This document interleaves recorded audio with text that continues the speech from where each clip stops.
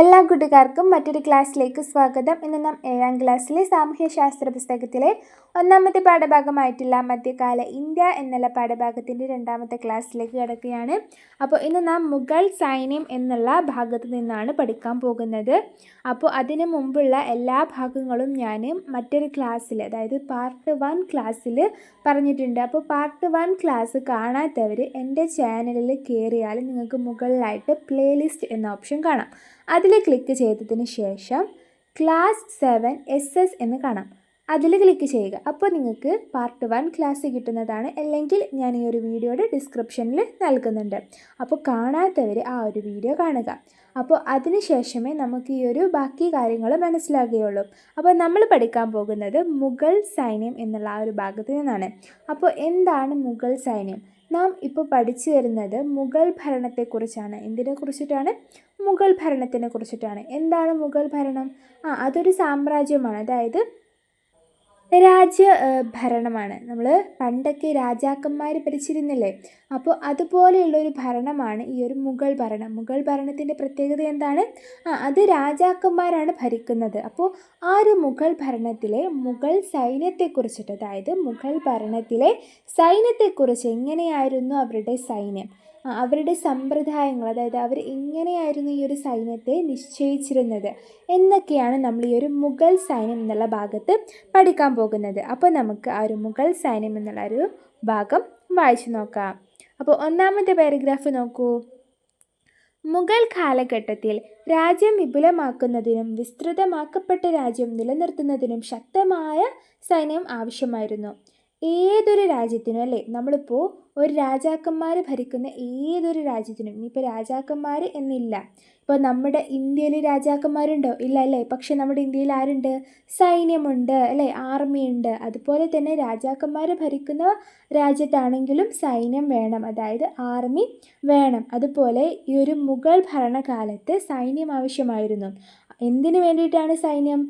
അവരുടെ രാജ്യം വിപുലമാക്കാൻ, അതായത് അവരുടെ രാജ്യം വിസ്തൃതമാക്കാൻ, അവരുടെ രാജ്യം എല്ലാ ഭാഗത്തേക്കും എത്തിപ്പിക്കാൻ വേണ്ടിയിട്ട്, അതായത് അവർ യുദ്ധം നടത്തി പല രാജ്യങ്ങളും കീഴടക്കി അത് അവരുടെ രാജ്യങ്ങളാക്കി മാറ്റും. അതിന് വേണ്ടിയിട്ട് സൈന്യം ആവശ്യമായിരുന്നു. അതുപോലെ അവരുടെ രാജ്യം വിസ്തൃതമാക്കാൻ വേണ്ടിയിട്ട്, അതുപോലെ അവരുടെ രാജ്യം നിലനിർത്താൻ വേണ്ടിയിട്ട്, അതായത് ഇപ്പോൾ മറ്റ് രാജ്യത്തിലുള്ള ആൾക്കാർ ഈ ഒരു രാജ്യം ഒന്ന് ആക്രമിക്കുകയാണ് എന്നുണ്ടെങ്കിൽ ആ രാജ്യത്തിനെ പിടിച്ചു നിൽക്കണ്ടേ? പിടിച്ചു നിൽക്കാൻ ആരുടെ സഹായം വേണം? സൈന്യത്തിൻ്റെ സഹായം വേണം. അതിന് വേണ്ടിയിട്ട് മുഗൾ ഭരണകാലഘട്ടത്തിൽ ആരാവശ്യമായിരുന്നു? സൈന്യം ആവശ്യമായിരുന്നു. ഇതിനു വേണ്ടി അക്ബർ നടപ്പിലാക്കിയ സൈനിക സമ്പ്രദായമാണ് മൻസബ്ദാരി. അപ്പോൾ എന്തിനു വേണ്ടിയിട്ടാണ് അക്ബർ ചക്രവർത്തി മൻസബ്ദാരി എന്നുള്ള സമ്പ്രദായം ഉണ്ടാക്കിയത്? എന്തിനു വേണ്ടിയിട്ടാണ്? രാജ്യം വിപുലമാക്കുന്നതിനും വിസ്തൃതമാക്കപ്പെട്ട രാജ്യം നിലനിർത്തുന്നതിനും. എന്തിനു വേണ്ടിയിട്ടാണ്? രാജ്യം വിപുലമാക്കുന്നതിന് വേണ്ടിയിട്ട്, അതായത് എല്ലാ സ്ഥലത്തും തൻ്റെ രാജ്യം ഉണ്ടാക്കാൻ വേണ്ടിയിട്ട്, അതായത് മറ്റ് രാജ്യങ്ങൾ കീഴടക്കി അത് തൻ്റേതാക്കാൻ വേണ്ടിയിട്ട്, അതാണ് രാജ്യം വിപുലമാക്കുക എന്ന് പറയുന്നത്. അതുപോലെ വിസ്തൃതമാക്കപ്പെട്ട രാജ്യം നിലനിർത്തുന്നതിനും, അതായത് താൻ വിസ്തൃതമാക്കപ്പെട്ട, അതായത് നമ്മൾ മറ്റ് രാജ്യങ്ങളൊക്കെ കീഴടക്കി അത് നമ്മുടേതാക്കി മാറ്റിക്കഴിഞ്ഞാൽ അത് നമ്മൾ സൂക്ഷിക്കണം, അല്ലേ? അല്ലെങ്കിൽ മറ്റുള്ളവർ വന്നിട്ട് അത് കുത്തിക്കൊണ്ടുപോകും. അതായത് മറ്റുള്ളവർ വന്നിട്ട് നമ്മോട് യുദ്ധം നടത്തി ആ രാജ്യം കൊണ്ടുപോകും. അപ്പോൾ അത് നമ്മൾ നിലനിർത്തണം. അതിന് വേണ്ടിയിട്ടാണ് സൈന്യം ആവശ്യമായിരുന്നത്. അതുകൊണ്ട് തന്നെ അക്ബർ ചക്രവർത്തി നടപ്പിലാക്കിയിട്ടുള്ള സൈനിക സമ്പ്രദായം എന്ന് പറഞ്ഞാൽ വ്യവസ്ഥ. സൈനിക സമ്പ്രദായത്തിൻ്റെ പേരാണ് എന്ത്? മൻസബ്ദാരി. അപ്പോൾ മൻസബ്ദാരി എന്നുള്ള പേര് പഠിക്കുക. ആരാണ് മൻസബ്ദാരി സമ്പ്രദായം കൊണ്ടുവന്നത് എന്ന് പഠിക്കണം. ആരാണ് കൊണ്ടുവന്നത്? അക്ബർ ചക്രവർത്തിയാണ് കൊണ്ടുവന്നത്. അതുപോലെ എന്തിനു വേണ്ടിയിട്ടാണ് കൊണ്ടുവന്നത്? എന്തിനു വേണ്ടിയിട്ടാണ്? രാജ്യം വിപുലമാക്കുന്നതിനും വിസ്തൃതമാക്കപ്പെട്ട രാജ്യം നിലനിർത്തുന്നതിനും. അപ്പോൾ ഇത്തരം കാര്യങ്ങൾ നിങ്ങൾ പഠിച്ചിരിക്കണം. അത് ഇമ്പോർട്ടൻ്റ് ആണ്.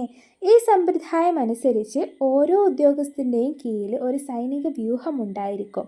അപ്പോൾ മൻസബ്ദാരി സമ്പ്രദായം അനുസരിച്ചിട്ട് ഓരോ ഉദ്യോഗസ്ഥൻ, അതായത് അക്ബർ ചക്രവർത്തിയുടെ കീഴിൽ ഉദ്യോഗസ്ഥന്മാരുണ്ടാകും. അപ്പോൾ ഈ ഒരു ഉദ്യോഗസ്ഥന്മാരുടെ കീഴിൽ ഓരോ സൈനിക വ്യൂഹം ഉണ്ടായിരിക്കും. അതായത് ഓരോരുത്തരുടെ അടുത്തും കുറച്ച് സൈനിക കൂട്ടങ്ങളുണ്ടായിരിക്കും. അപ്പോൾ ഈ ഉദ്യോഗസ്ഥർ ഇത്ര സൈനികരെ നോക്കണം എന്നുള്ള ഒരു നിയമമാണ് എന്ത്? മൻസബ്ദാരി സമ്പ്രദായം. ഓരോ ഉദ്യോഗസ്ഥരും നിലനിർത്തേണ്ട കുതിരപ്പടയാളികളുടെ എണ്ണത്തെയാണ് മൻസബ് എന്ന പദവി സൂചിപ്പിക്കുന്നത്. അപ്പോൾ എന്താണ് മൻസബ് എന്ന് പറഞ്ഞാൽ? ഓരോ ഉദ്യോഗസ്ഥനും നിലനിർത്തേണ്ട കുതിരപ്പടയാളികളുടെ എണ്ണത്തെയാണ്. അതായത് കുതിരപ്പടയാളികളുടെ എണ്ണം, ഓരോ ഉദ്യോഗസ്ഥനും നിലനിർത്തേണ്ട കുതിരപ്പടയാളികളുടെ എണ്ണമാണ് നമ്മൾ മൻസബ് എന്ന പദവി കൊണ്ട് സൂചിപ്പിക്കുന്നത്.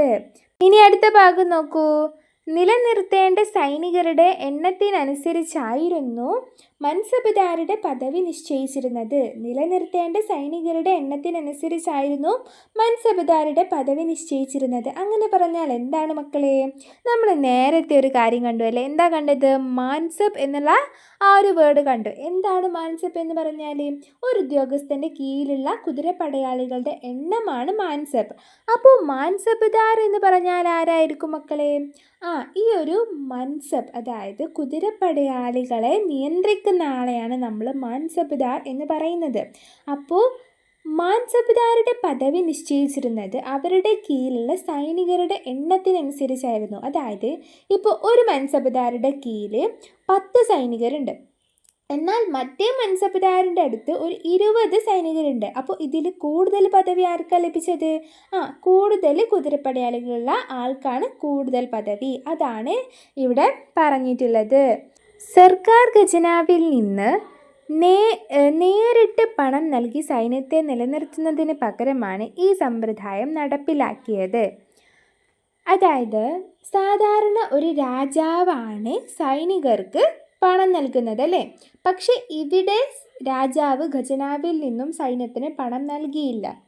അതിന് പകരം രാജാവ് എന്ത് സമ്പ്രദായം നടപ്പിലാക്കി?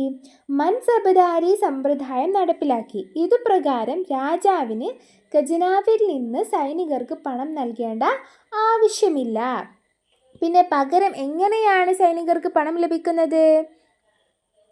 അത് തൊട്ട് താഴെയായിട്ട് പറയുന്നുണ്ട്. പ്രസ്തുത ഭൂമിയിൽ നിന്നുള്ള നികുതി പിരിച്ചെടുത്താണ് മൻസബ്ദാർ തൻ്റെ സൈന്യത്തെ നിലനിർത്തിയിരുന്നത്. അങ്ങനെ പറഞ്ഞാൽ എന്താണ് മക്കളെ? ഈ മൻസബ്ദാർമാരില്ലേ, ആരാണ് മൻസബ്ദാർമാർ? കുതിരപ്പടയാളികളെ നോക്കുന്ന ആളല്ലേ? കുതിരപ്പടയാളികളെ നിയന്ത്രിക്കുന്ന ആളാണ് ആര്?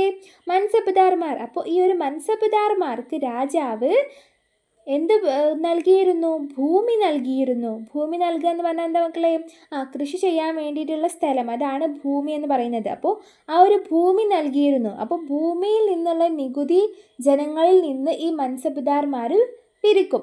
അപ്പോൾ ഈ ഒരു നികുതിയാണ് ആർക്ക് നൽകിയിരുന്നത്? സൈന്യത്തിന് നൽകിയിരുന്നത്. അപ്പോൾ മൻസബ്ദാർമാർ എന്താ ചെയ്തത്? മൻസബ്ദാർമാർ രാജാവിൽ നിന്ന് കിട്ടിയിട്ടുള്ള ഭൂമിയിൽ നിന്ന് ജനങ്ങളിൽ നിന്ന് എന്ത് വാങ്ങും? നികുതി വാങ്ങും. ആ നികുതി ഉപയോഗിച്ചിട്ടാണ് സൈന്യത്തെ നിലനിർത്തിയിരുന്നത്. ഭരണം ശക്തമായി മുന്നോട്ട് കൊണ്ടുപോകാൻ പ്രമുഖന്മാരുടെയും സൈനികരുടെയും പിന്തുണ ആവശ്യമായിരുന്നു.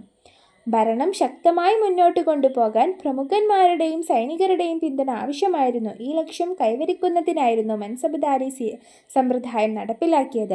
അപ്പോൾ മക്കളെ, എന്തിനാണ് മൻസബ്ദാരി സമ്പ്രദായം നടപ്പിലാക്കിയത്? എന്തിനു വേണ്ടിയിട്ടാണ് നടപ്പിലാക്കിയത്?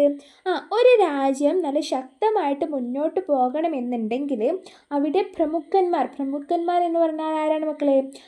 വലിയ ആൾക്കാർ, അതായത് ആ ഒരു കൊട്ടാരത്തിലുള്ള മന്ത്രി, അതുപോലെ അവിടെയുള്ള ഉദ്യോഗസ്ഥന്മാർ, അവരുടെ എല്ലാം പിന്തുണ വേണം.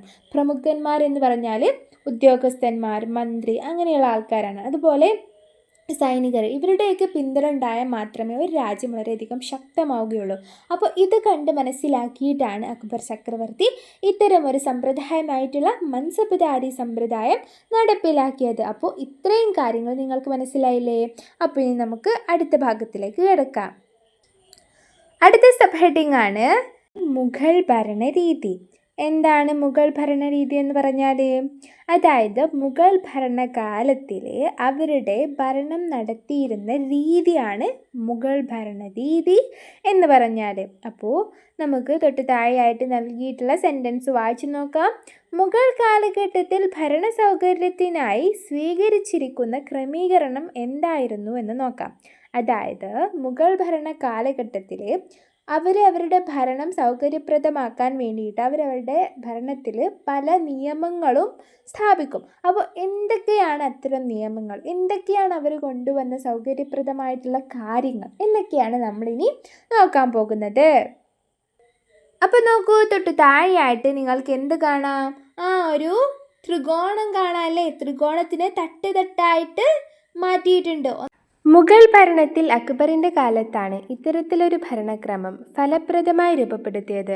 അപ്പോൾ മുകളിൽ കണ്ട ത്രികോണത്തിലെ ഒന്നാമത്തെ വിഭാഗമാണ് സുബ, രണ്ടാമത്തെ വിഭാഗമാണ് സർക്കാർ, പിന്നെ പർഗാന, പിന്നെ ഗ്രാമം. ഇത്തരത്തിൽ വിഭാഗങ്ങളായി സൃഷ്ടിച്ചത് അക്ബർ ചക്രവർത്തിയുടെ കാലഘട്ടത്തിലാണ്. രാജ്യത്തിൻ്റെ പരമാധികാരിയും സർവ്വസൈന്യാധിപനും നിയമനിർമ്മാതാവും അന്തിമ ന്യായാധിപനും ചക്രവർത്തിയായിരുന്നു. രാജ്യത്തിൻ്റെ പരമാധികാരി, അതായത് രാജ്യത്തിലുള്ള എല്ലാ കാര്യങ്ങളിലുമുള്ള അധികാരമുള്ള ആളായിരുന്നു രാജാവ്. അതുപോലെ സർവ്വസൈന്യാധിപൻ, എല്ലാ സൈന്യത്തിൻ്റെയും തലവനായിരുന്നു. നിയമനിർമ്മാതാവും, അതായത് നിയമത്തിൻ്റെ നിർമ്മാതാവായിരുന്നു.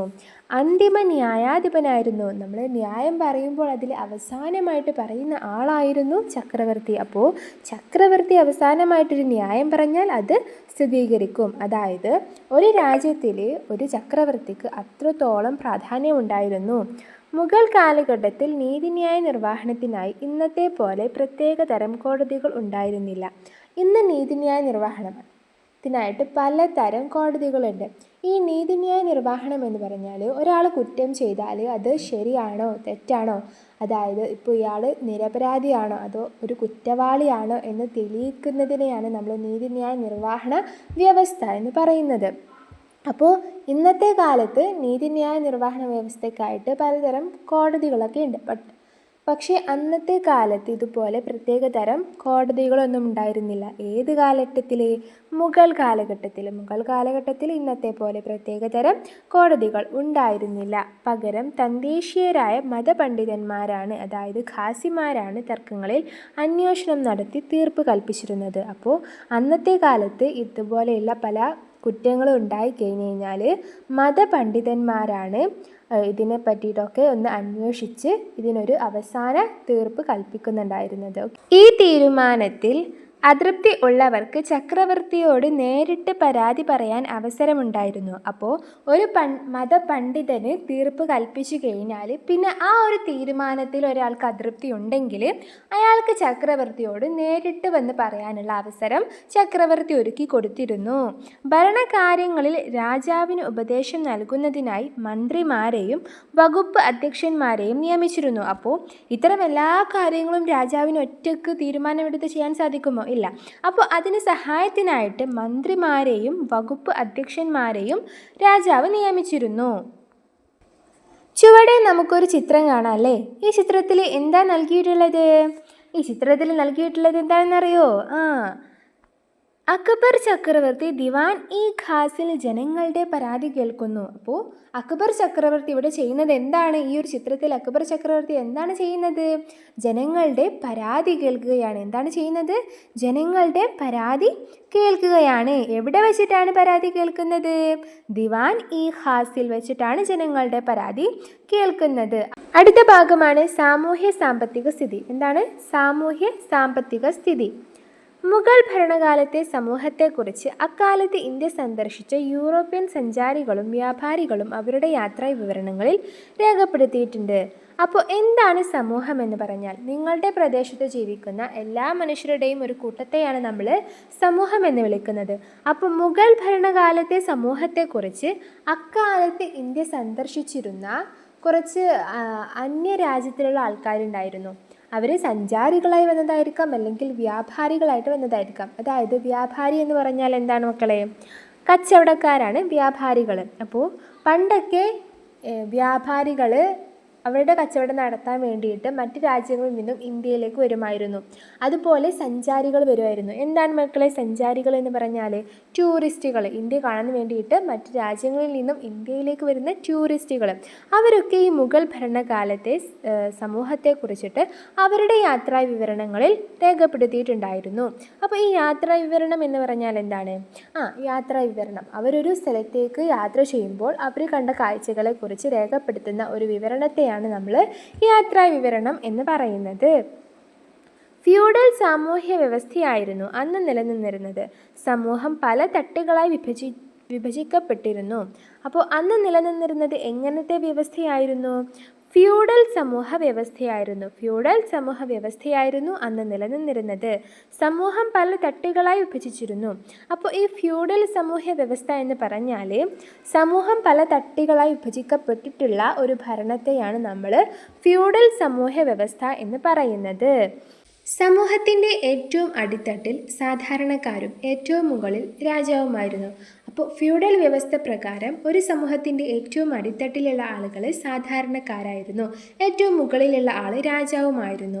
ജനങ്ങളുടെ ജീവിത നിലവാരം വേതനത്തെയും വരുമാനത്തെയും ആശ്രയിച്ചായിരുന്നു. അപ്പോൾ ജനങ്ങൾക്കൊരു ജീവിത നിലവാരം ഉണ്ടാകും. ഈ ജീവിത നിലവാരം എന്ന് പറഞ്ഞാൽ അവർ ഉയർന്നവരാണോ അത് താഴ്ന്നവരാണോ എന്നിങ്ങനെയുള്ളൊരു ജീവിത നിലവാരം ഉണ്ടാകും.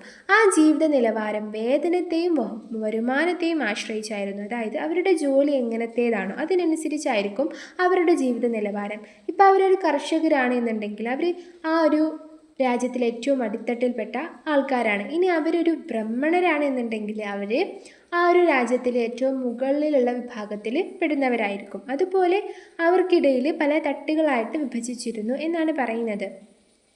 അവർക്കിടയിൽ ജാതി വ്യവസ്ഥ നിലനിന്നിരുന്നു. ജാതി വ്യവസ്ഥ എന്ന് പറഞ്ഞാൽ എന്താണ്? ഓരോ ജാതികൾക്കും ഓരോരോ വ്യവസ്ഥകളുണ്ടാകും, ഓരോരോ ആചാരങ്ങളുണ്ടാകും. അപ്പോൾ അവർക്കിടയിൽ ജാതി വ്യവസ്ഥ നിലനിന്നിരുന്നു. ഓരോ ജാതിയിൽപ്പെട്ടവർക്കും അവരുടേതായ ആചാരങ്ങളും അനുഷ്ഠാനങ്ങളും ഉണ്ടായിരുന്നു. മുഗൾ കാലഘട്ടത്തിൽ ഇന്ത്യ സന്ദർശിച്ച ഫ്രഞ്ച് സഞ്ചാരിയായ ടവർണിയർ അന്നത്തെ സമൂഹ്യാവസ്ഥയെക്കുറിച്ചും ജനങ്ങളുടെ ജീവിത രീതിയെക്കുറിച്ചും രേഖപ്പെടുത്തിയിട്ടുണ്ട്. അപ്പോൾ നിങ്ങൾക്കിതിൽ ഇനി കുറേ സഞ്ചാരികളെ കുറിച്ചിട്ട് പറയും. അപ്പോൾ ഈ സഞ്ചാരികളുടെ പേരൊന്നും നിങ്ങൾ കാണാപ്പാഠം പഠിക്കേണ്ട ആവശ്യമില്ല, അത് നിങ്ങൾക്ക് ഇമ്പോർട്ടൻ്റ് അല്ല. ഓരോ സ്ഥലത്തെയും ജനങ്ങളുടെ ജീവിത രീതി, ഭക്ഷണം, വസ്ത്രം എന്നിവയിൽ വളരെയധികം വ്യത്യാസങ്ങൾ നിലനിന്നിരുന്നു. അപ്പോൾ ഇന്ത്യയുടെ ഒരു പ്രത്യേകതയായിരുന്നു എന്ത്? ഇന്ത്യയിലുള്ള ഓരോ സ്ഥലത്തുള്ള ജനങ്ങളുടെയും ജീവിത രീതി, ഭക്ഷണം, വസ്ത്രം എന്നിവയിൽ വ്യത്യാസമുണ്ടായിരുന്നു എന്നത്. ബാബർ തൻ്റെ ഓർമ്മക്കുറിപ്പുകളിൽ അക്കാലത്ത് ഇന്ത്യയിൽ നിലനിന്നിരുന്ന തൊഴിൽ വ്യവസ്ഥയെക്കുറിച്ചും ജാതിയെക്കുറിച്ചും രേഖപ്പെടുത്തിയിട്ടുണ്ട്. അപ്പോൾ ബാബർ എന്ന് പറയുന്നത് ഒരു ചക്രവർത്തിയാണ്. ബാബർ ഒരു ഓർമ്മക്കുറിപ്പ് എഴുതിയിരുന്നു. അപ്പോൾ ആ ഒരു ഓർമ്മക്കുറിപ്പിൽ അക്കാലത്ത് ഇന്ത്യയിൽ നിലനിന്നിരുന്ന തൊഴിൽ വ്യവസ്ഥയെക്കുറിച്ചും ജാതിയെക്കുറിച്ചിട്ടും രേഖപ്പെടുത്തിയിട്ടുണ്ട്. തൊട്ട് താഴെയായിട്ട് നമുക്കൊരു ബോക്സ് കാണാം. അപ്പോൾ ആ ഒരു ബോക്സ് വായിച്ചു നോക്കാം. ആഗ്രയും ഫത്തേപൂർ സിക്രിയും ലണ്ടൻ നഗരത്തെക്കാൾ വലുതും ജനനിബിഡവുമായിരുന്നു. ഏതാണ്ട് 12 മൈൽ ദൂരമുണ്ട് ഈ നഗരങ്ങൾ തമ്മിൽ. ഈ ദൂരം അത്രയും വൈനീളെ ഭക്ഷ്യവസ്തുക്കളും മറ്റും വിൽക്കുന്ന അങ്ങാടികൾ കാണാം. അപ്പോൾ ഇതിൽ നിന്നും എന്താണ് നിങ്ങൾക്ക് മനസ്സിലായത്? ലണ്ടൻ എന്ന് പറയുന്നത് ഒരു നഗരമാണ്. അപ്പോൾ ലണ്ടൻ നഗരത്തേക്കാൾ വലുതും ജനനിബിഡവുമായ സ്ഥലമായിരുന്നു ആഗ്രയും ഫത്തേപൂർ സിക്രിയും എന്നാണ് പറയുന്നത്. ഏതാണ്ട് 12 മൈൽ ദൂരമുണ്ട് ഈ നഗരങ്ങൾ തമ്മിൽ. അപ്പോൾ ഈ നഗരങ്ങൾ തമ്മിൽ 12 മൈൽ ദൂരമുണ്ട്. അപ്പോൾ ഈ ദൂരം അത്രയും വൈനീളെ ഭക്ഷ്യവസ്തുക്കളും മറ്റും വിൽക്കുന്ന അങ്ങാടികളായിരുന്നു ഉണ്ടായിരുന്നത്. മുഗൾ കാലഘട്ടത്തിൽ ഇന്ത്യ സന്ദർശിച്ച ഇംഗ്ലീഷുകാരനായ റാൽഫ് ഫിച്ച് ഇന്ത്യയിലെ 2 നഗരങ്ങളെക്കുറിച്ച് വിവരിച്ചിരിക്കുന്നതാണ് മുകളിൽ നൽകിയിരിക്കുന്നത്. അപ്പോൾ മുഗൾ കാലഘട്ടത്തിൽ ഇന്ത്യ സന്ദർശിച്ച ഒരു സഞ്ചാരിയായിരുന്നു റാൽഫ് ഫിച്ച്. അപ്പോൾ അദ്ദേഹം മുഗൾ ഭരണകാലഘട്ടത്തിലെ 2 നഗരങ്ങളെക്കുറിച്ച് വിവരിച്ചിരിക്കുന്നതാണ് നമ്മളിപ്പോൾ വായിച്ചിട്ടുള്ള പെട്ടിക്കോളം. മുഗൾ ഭരണകാലത്ത് നാം എത്രത്തോളം സാമ്പത്തിക പുരോഗതി കൈവരിച്ചിരുന്നുവെന്ന് ഈ ഒരു വിവരണം സൂചിപ്പിക്കുന്നു. എങ്ങനെയാണ് ഈ വിവരണം സാമ്പത്തിക പുരോഗതി കൈവരിച്ചിരിക്കുന്നു എന്ന് സൂചിപ്പിച്ചത്? ആഗ്രയും ഫത്തേപൂർ സിക്രിയും തമ്മിൽ 12 മൈൽ ദൂരമുണ്ട്. ഈ ഒരു 12 മൈൽ ദൂരം അത്രയും ഭക്ഷ്യവസ്തുക്കളും മറ്റും വിൽക്കുന്ന അങ്ങാടികളായിരുന്നു ഉണ്ടായിരുന്നത്. അപ്പോൾ സാമ്പത്തിക പുരോഗതി എന്ന് പറഞ്ഞാൽ എന്താണ്? തൊഴിൽ, കച്ചവടം എന്നിവയിലുള്ള വികാസത്തിനെയാണ് നമ്മൾ സാമ്പത്തിക പുരോഗതി എന്ന് പറയുന്നത്. അപ്പോൾ ഈ ഒരു വിവരണത്തിൽ നിന്നും നമുക്ക് എന്ത് മനസ്സിലാക്കാം? നമ്മുടെ ഇന്ത്യ വളരെയധികം സാമ്പത്തിക പുരോഗതി കൈവരിച്ചിരുന്നു എന്ന് മനസ്സിലാക്കാം. സാമ്പത്തിക പുരോഗതിക്ക് അടിസ്ഥാനം കാർഷിക രംഗത്തെ നേട്ടങ്ങളായിരുന്നു. അപ്പോൾ സാമ്പത്തിക പുരോഗതിയുടെ അടിസ്ഥാനം എന്തായിരുന്നു? കാർഷിക രംഗത്തെ നേട്ടമായിരുന്നു സാമ്പത്തിക പുരോഗതിയുടെ അടിസ്ഥാനം. കാരണം എന്താണ്? കാർഷികമില്ലെങ്കിൽ, അതായത് കൃഷിയില്ലെങ്കിൽ ഒരു സാമ്പത്തിക പുരോഗതി ഉണ്ടാകുമോ? ഒരിക്കലുമില്ല. കൃഷിയില്ലെങ്കിൽ കച്ചവടം ഉണ്ടാകില്ല, തൊഴിലുണ്ടാകില്ല, അതുകൊണ്ട് തന്നെ സാമ്പത്തിക പുരോഗതി ഉണ്ടാകില്ല. അതുകൊണ്ട് തന്നെ സാമ്പത്തിക പുരോഗതിക്ക് അടിസ്ഥാനം കാർഷിക രംഗത്തെ നേട്ടങ്ങളായിരുന്നു. നെല്ല്, ഗോതമ്പ്, ബാർലി, കരിമ്പ്, പരുത്തി, കുരുക്കൾ തുടങ്ങിയ അക്കാലത്തെ പ്രധാന കാർഷിക ഉൽപ്പന്നങ്ങളായിരുന്നു. അപ്പോൾ എന്തൊക്കെയായിരുന്നു അക്കാലത്തെ പ്രധാന കാർഷിക ഉൽപ്പന്നങ്ങൾ? നെല്ല്, ഗോതമ്പ്, ബാർലി, കരിമ്പ്, പരുത്തി, എണ്ണക്കുരുക്കൾ തുടങ്ങിയ അക്കാലത്തെ പ്രധാന കാർഷിക ഉൽപ്പന്നങ്ങളായിരുന്നു. അബുൽ ഫസൽ തൻ്റെ പുസ്തകമായ ഐൻ ഇ അക്ബരിയിൽ ഇന്ത്യക്കാർ വ്യത്യസ്തങ്ങളായ നെല്ലിനങ്ങൾ കൃഷി ചെയ്തിരുന്നതായി രേഖപ്പെടുത്തിയിട്ടുണ്ട്. അപ്പോൾ അബുൽ ഫസൽ അദ്ദേഹത്തിൻ്റെ പുസ്തകമായിട്ടുള്ള ഐൻ ഇ അക്ബരി, ഇത് നിങ്ങൾക്ക് ഇമ്പോർട്ടൻ്റ് ആണ്. അപ്പോൾ ആ ഒരു പുസ്തകത്തിൽ ഇന്ത്യയിലെ വ്യത്യസ്തങ്ങളായിട്ടുള്ള നെല്ലിനങ്ങളെ കുറിച്ചിട്ട് രേഖപ്പെടുത്തിയിട്ടുണ്ട്. നികുതി കൊടുത്തിരുന്ന കാലം വരെ കർഷകനെ ഭൂമിയിൽ നിന്നും ഒഴിപ്പിച്ചിരുന്നില്ല. ഒഴിപ്പിക്കുക എന്ന് പറഞ്ഞാൽ ഒഴിവാക്കുക. മുഗൾ കാലത്ത് സാങ്കേതിക വിദ്യകളുടെയും പുതിയ ഉപകരണങ്ങളുടെയും ഉപയോഗം കാർഷിക മേഖലയെ പുഷ്ടിപ്പെടുത്തി. അപ്പോൾ കാർഷിക മേഖല വികസിപ്പിക്കാൻ വേണ്ടിയിട്ട് അന്ന് പുതിയ ഉപകരണങ്ങളെല്ലാം കണ്ടുപിടിച്ചിരുന്നു. ജലസേചനത്തിനായി പേർഷ്യൻ ചക്രവും കനാലുകളും വ്യാപകമായി ഉപയോഗപ്പെടുത്തിയിരുന്നു. ജലസേചനം എന്ന് പറഞ്ഞാൽ ജലം എല്ലായിടത്തേക്കും എത്തിക്കുക. ഒരു കൃഷി നടത്തുമ്പോൾ ജലം എല്ലായിടത്തേക്കും എത്തിക്കുന്നതിനെയാണ് നമ്മൾ ജലസേചനം എന്ന് പറയുന്നത്. അപ്പോൾ ജലസേചനത്തിനായിട്ട് പേർഷ്യൻ ചക്രവും കനാലുകളും വ്യാപകമായി ഉപയോഗപ്പെടുത്തിയിരുന്നു. തൊട്ടു താഴെ ഒരു പെട്ടിക്കോളം കാണാം. അബുൽ ഫസൽ എന്നാണ് ആ ഒരു പെട്ടിക്കോളത്തിൻ്റെ ഹെഡിങ്. അപ്പോൾ അബുൽ ഫസൽ ആരാണ് മക്കളെ? അബുൽ ഫസൽ എന്ന് പറഞ്ഞാൽ നമ്മൾ നേരത്തെ പറഞ്ഞിട്ടുള്ള ഒരാളാണ്. അദ്ദേഹം ഒരു ചരിത്രകാരനാണ്. അദ്ദേഹം എഴുതിയിട്ടുള്ളൊരു ഗ്രന്ഥമുണ്ട്, അത് നമ്മൾ നേരത്തെ പറഞ്ഞു. അപ്പോൾ ആ ഒരു ഗ്രന്ഥം ഏതാണ് എന്നുള്ളത് നിങ്ങൾ കമൻറ്റിൽ രേഖപ്പെടുത്തണം. അപ്പോൾ അബുൽ ഫസലിനെ കുറിച്ചിട്ടാണ് ഈ ഒരു പെട്ടിക്കോളത്തിൽ ഇനി നമ്മൾ പഠിക്കുന്നത്. മുഗൾ ഭരണകാലത്തെ മുഖ്യ ചരിത്രകാരനായിരുന്നു അബുൽ ഫസൽ. അബുൽ ഫസൽ മുഗൾ ഭരണകാലത്തെ പ്രധാനപ്പെട്ട ചരിത്രകാരനായിരുന്നു. അക്ബറിൻ്റെ ഉപദേശകനും ജീവചരിത്രകാരനുമായിരുന്നു അദ്ദേഹം. അപ്പോൾ അക്ബർ ചക്രവർത്തിയുടെ ഉപദേശകനായിരുന്നു, അതുപോലെ ജീവചരിത്രകാരനുമായിരുന്നു അബുൽ ഫസൽ. ഐൻ ഇ അക്ബരി, അക്ബർ നാമ എന്നീ ഗ്രന്ഥങ്ങളുടെ കർത്താവാണ്. അതായത് എന്നീ ഗ്രന്ഥങ്ങൾ രചിച്ച ആളാണ് അബുൽ ഫസൽ. അപ്പോൾ ഈ ഒരു പെട്ടിക്കോളം നിങ്ങൾക്ക് അധിക വായനക്കായിട്ട് നൽകിയിട്ടുള്ളതാണ്. ഇത് നിങ്ങൾ എക്സാമിനായിട്ട് പഠിക്കേണ്ട ആവശ്യമില്ല. നിങ്ങളിരുന്നാലും ഇത് മനസ്സിലാക്കി വെക്കുക. എക്സാമിനായിട്ട് പഠിക്കേണ്ട ആവശ്യമില്ല, കാരണം ഈ ഒരു പെട്ടിക്കോളത്തിൽ നിന്നും എക്സാമിന് ചോദ്യം വരികയില്ല. തൊട്ട് താഴെയായിട്ട് നമുക്കൊരു ചിത്രം നൽകിയിട്ടുണ്ട്. ചിത്രത്തിൽ എന്താ കാണുന്നത്? പേർഷ്യൻ ചക്രമാണ് ചിത്രത്തിൽ കാണുന്നത്. എന്താണ് പേർഷ്യൻ ചക്രം? ജലസേചനത്തിനായിട്ട് അവർ പേർഷ്യൻ ചക്രം ഉപയോഗിച്ചിരുന്നില്ലേ? അപ്പോൾ ആ ഒരു പേർഷ്യൻ ചക്രത്തിൻ്റെ ഒരു ചിത്രമാണ് ഇവിടെ നൽകിയിട്ടുള്ളത്. കാർഷിക രംഗത്തെ ഉൽപാദന വർധനവ് കച്ചവടത്തെയും നഗരവൽക്കരണത്തെയും ത്വരിതപ്പെടുത്തി. കാർഷിക രംഗത്തെ ഉൽപാദന വർധനവ് കച്ചവടത്തെയും നഗരവൽക്കരണത്തെയും ത്വരിതപ്പെടുത്തി എന്ന് പറഞ്ഞാൽ ക്രമപ്പെടുത്തി. അപ്പോൾ കാർഷിക രംഗത്ത് ഉൽപാദന വർധനവ് ഉണ്ടായപ്പോൾ ആ ഒരു വർധനവ് കച്ചവടത്തെയും അതുപോലെ നഗരവൽക്കരണത്തെയും ക്രമപ്പെടുത്തി. നഗരവൽക്കരണം എന്ന് പറഞ്ഞാൽ ഒരു ഗ്രാമം നഗരമായി മാറുന്നതിനെയാണ് നമ്മൾ നഗരവൽക്കരണം എന്ന് പറയുന്നത്. വിദേശ ചരക്കുകളുടെ പ്രവേശന കവാടമായിരുന്നു ഗുജറാത്ത്. വിദേശ ചരക്കുകൾ എന്ന് പറഞ്ഞാൽ അന്യരാജ്യത്ത് നിന്നും വരുന്ന സാധനങ്ങൾ. അപ്പോൾ അത്തരം സാധനങ്ങളുടെ പ്രവേശന കവാടമായിരുന്നു, കവാടം എന്ന് പറഞ്ഞാൽ തുറമുഖമായിരുന്നു ഗുജറാത്ത്. തുണിത്തരങ്ങൾ, മസ്ലിൻ പട്ട്, പഞ്ചസാര, അരി തുടങ്ങിയവയായിരുന്നു പ്രധാന കയറ്റുമതി ഇനങ്ങൾ. കയറ്റുമതി ഇനങ്ങൾ എന്ന് പറഞ്ഞാൽ ഇവിടെ നിന്ന് മറ്റ് രാജ്യങ്ങളിലേക്ക് അയക്കുന്നതിനെയാണ് നമ്മൾ കയറ്റുമതി എന്ന് പറയുന്നത്. അപ്പോൾ കയറ്റുമതിയായിട്ട് നമ്മൾ അയച്ചിരുന്ന ഇനങ്ങൾ, അതായത് സാധനങ്ങളാണ് തുണിത്തരങ്ങൾ, മസ്ലിൻ പട്ട്, പഞ്ചസാര, അരി തുടങ്ങിയവയെല്ലാം. അപ്പോൾ ഇത്തരം കാര്യങ്ങളെല്ലാം നമ്മൾ ഇന്ത്യയിൽ നിന്നും കയറ്റുമതി ചെയ്തിരുന്നു, അതായത് ഇന്ത്യയിൽ നിന്നും മറ്റ് രാജ്യത്തിലേക്ക് കയറ്റുമതി ചെയ്തിരുന്നു. ജലഗതാഗതം കാര്യമായ പുരോഗതി കൈവരിച്ചിരുന്നു. ജലഗതാഗതം എന്ന് പറഞ്ഞാൽ ജലം എല്ലായിടത്തേക്കും എത്തിപ്പിക്കുന്ന പ്രക്രിയയാണ് നമ്മൾ ജലഗതാഗതം എന്ന് പറയുന്നത്. അന്ന് ഇന്നത്തെ പോലെ മോട്ടറോ പൈപ്പോ ഒന്നുമില്ലായിരുന്നു. അപ്പോൾ ജലഗതാഗതത്തിനായിട്ട് അവർ വേറെ പല കാര്യങ്ങളും ഉപയോഗിച്ചിരുന്നു. അങ്ങനെ ആ ഒരു ജലഗതാഗതത്തിൽ അവർ കാര്യമായ പുരോഗതി കൈവരിച്ചിരുന്നു. ഇക്കാലത്തെ പ്രധാന നഗരങ്ങളായിരുന്നു ധാക്ക, മുർഷിദാബാദ്, സൂറത്ത്, ലാഹോർ, ആഗ്ര തുടങ്ങിയവ. അപ്പോൾ മുഗൾ ഭരണകാലഘട്ടത്തിലെ പ്രധാന നഗരങ്ങളായിരുന്നു ധാക്ക, മുർഷിദാബാദ്, സൂറത്ത്, ലാഹോർ, ആഗ്ര തുടങ്ങിയവ. മുഗൾ ഭരണകാലത്തെ നഗരങ്ങൾ ഇന്ന് ഏതെല്ലാം രാജ്യങ്ങളിലാണ് സ്ഥിതി ചെയ്യുന്നത് എന്ന് കണ്ടെത്തി പട്ടിക പൂർത്തിയാക്കൂ. അപ്പോൾ മുഗൾ ഭരണകാലത്തെ പ്രധാന പ്രദേശങ്ങളാണ് നമ്മളിപ്പോൾ നേരത്തെ പറഞ്ഞിട്ടുള്ളത്. അപ്പോൾ ഈ ഒരു പ്രദേശങ്ങളെല്ലാം ഇന്ന് ഏത് രാജ്യത്തിലാണ് സ്ഥിതി ചെയ്യുന്നത് എന്ന് നമ്മളിവിടെ ഈ ഒരു പട്ടികയിൽ പൂരിപ്പിച്ച് എഴുതണം. അപ്പോൾ ഒന്നാമത്തെ നഗരമാണ് ധാക്ക. ധാക്ക ഇന്നത്തെ ബംഗ്ലാദേശ് രാജ്യത്താണ് ധാക്ക സ്ഥിതി ചെയ്യുന്നത്. മുർഷിദാബാദ് ഇന്ത്യയിലാണ്. ലാഹോർ പാകിസ്ഥാനിലാണ്. സൂറത്ത് ഇന്ത്യയിലാണ്. ആഗ്ര ഇന്ത്യയിലാണ്. ഇനി നമുക്ക് അടുത്ത ഭാഗത്തിലേക്ക് കിടക്കാം. എന്താണ് അടുത്ത ഭാഗത്തിൻ്റെ ഹെഡിങ്? സാംസ്കാരിക സമന്വയം. എന്താണ് സാംസ്കാരിക സമന്വയം?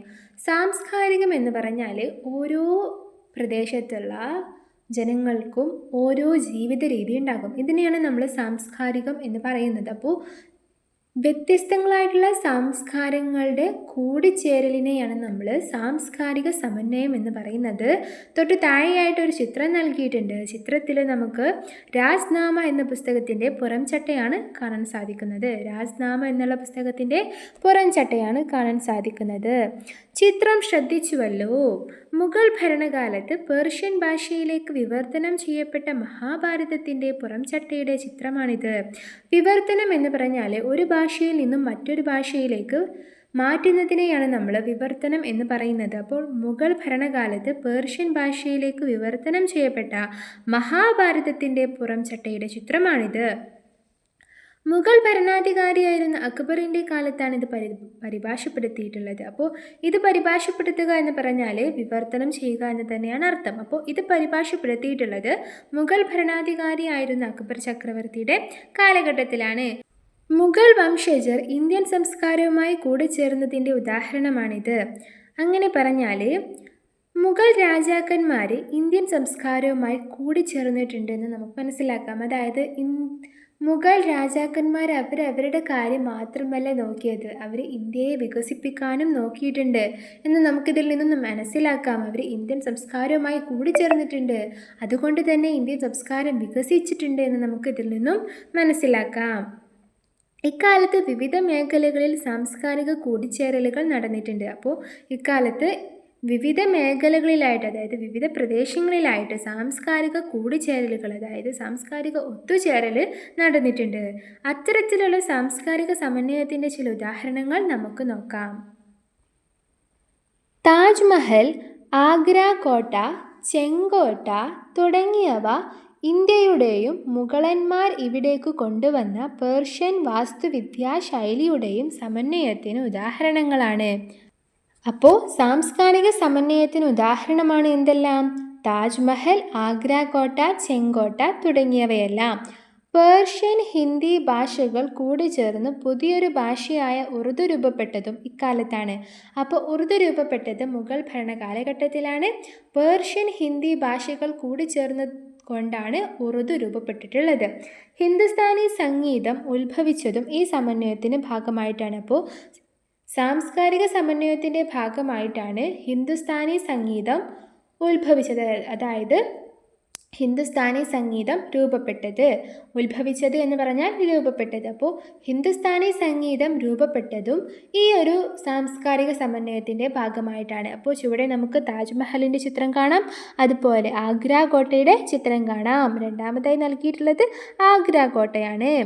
ഇതുവരെ നമ്മൾ പറഞ്ഞത് ഡൽഹി കേന്ദ്രമായി ഭരിച്ച മുഗൾ രാജവംശത്തെക്കുറിച്ചാണ്. ഇനി നമ്മൾ ദക്ഷിണേന്ത്യയിൽ ഭരണം നടത്തിയിട്ടുള്ള വിജയനഗര ഭരണത്തിനെ കുറിച്ചാണ് പഠിക്കാൻ പോകുന്നത്.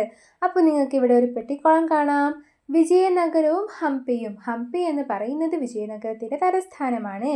വിജയനഗരം, അതായത് വിജയത്തിൻ്റെ നഗരം, ഒരേ സമയം ഒരു നഗരത്തിൻ്റെയും രാജ്യത്തിൻ്റെയും പേരായിരുന്നു.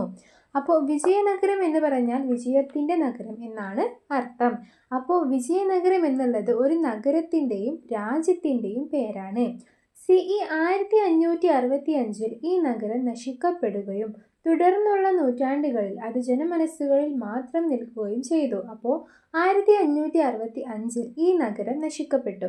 പിന്നീടുള്ള നൂറ്റാണ്ടുകളിൽ അത് ജനമനസ്സുകളിൽ മാത്രമായിരുന്നു നിലനിന്നിരുന്നത്. അവരുടെ ഓർമ്മയിൽ അത് ഹംപി എന്ന പേരിൽ നിലനിന്നു. അപ്പോൾ ജനമനസ്സുകളിൽ അത് വിജയനഗര സാമ്രാജ്യം എന്ന പേരിലല്ല നിലനിന്നിരുന്നത്, അത് ഹംപി എന്ന പേരിലായിരുന്നു നിലനിന്നത്. 1800 കേണൽ മക്കൻസി എന്ന ഇംഗ്ലീഷ് ഈസ്റ്റ് ഇന്ത്യ കമ്പനി ഉദ്യോഗസ്ഥനാണ് ഹംപിയുടെ അവശിഷ്ടങ്ങൾ കണ്ടെത്തിയത്. അപ്പോൾ 1800 കേണൽ മക്കൻസി എന്ന ഇംഗ്ലീഷ് ഈസ്റ്റ് ഇന്ത്യ കമ്പനിയിലെ ഉദ്യോഗസ്ഥൻ, കേണൽ മക്കൻസി എന്ന ഇംഗ്ലീഷ് ഈസ്റ്റ് ഇന്ത്യ കമ്പനി ഉദ്യോഗസ്ഥനാണ് ഹംപിയുടെ അവശിഷ്ടങ്ങൾ കണ്ടെത്തിയത്. അതോടുകൂടെയാണ് വിജയനഗരത്തിൻ്റെ ചരിത്രത്തിലേക്ക് ഗവേഷകരുടെ ശ്രദ്ധ പതിഞ്ഞത്.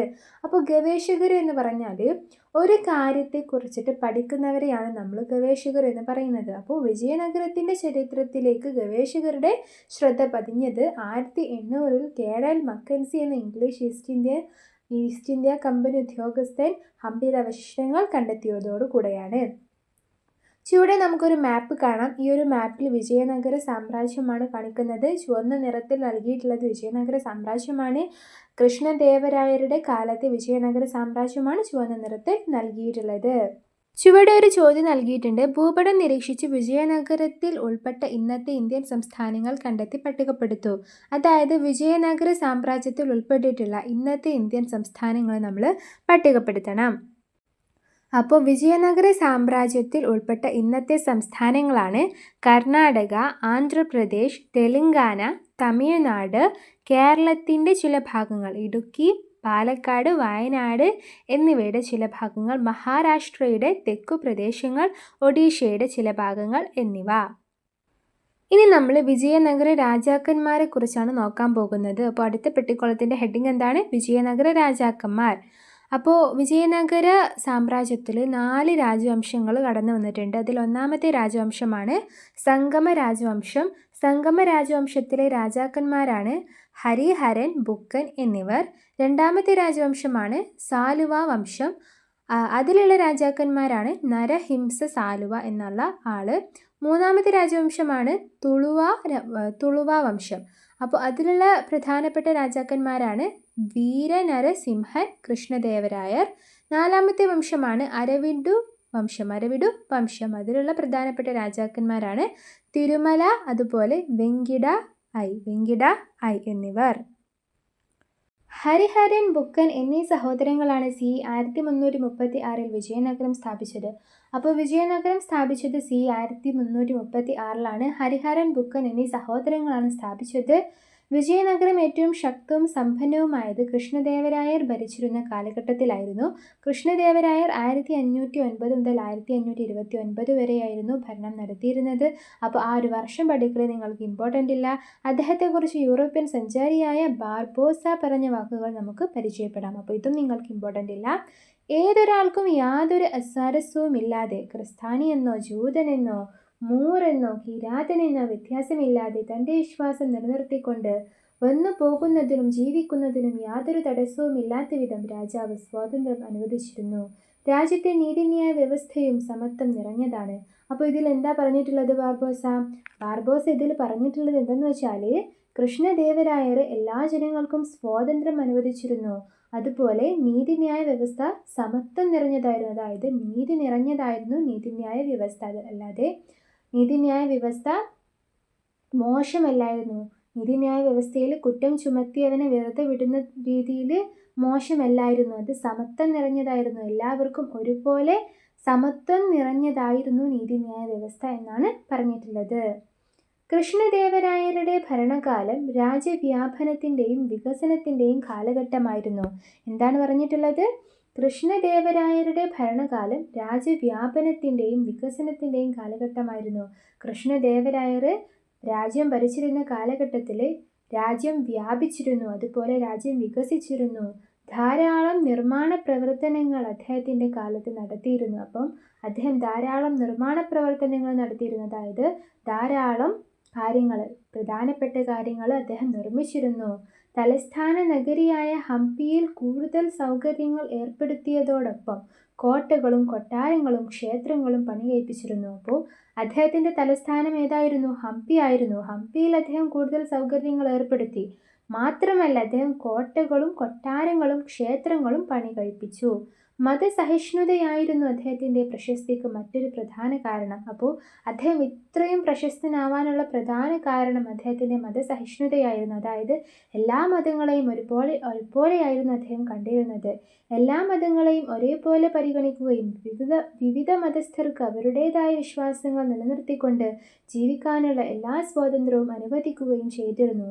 അപ്പോൾ എല്ലാ മതങ്ങളെയും ഒരുപോലെയായിരുന്നു അദ്ദേഹം പരിഗണിച്ചിരുന്നത്. അതുപോലെ വിവിധ മതസ്ഥർക്ക് അവരുടേതായ പല ആചാരങ്ങളും ഉണ്ടാകും. അതെല്ലാം അദ്ദേഹം ചെയ്യാൻ വേണ്ടിയിട്ട് അനുവാദം നൽകിയിരുന്നു. അതിനൊന്നും അദ്ദേഹം ഒരു വിലക്കും കൽപ്പിച്ചിട്ടില്ലായിരുന്നു.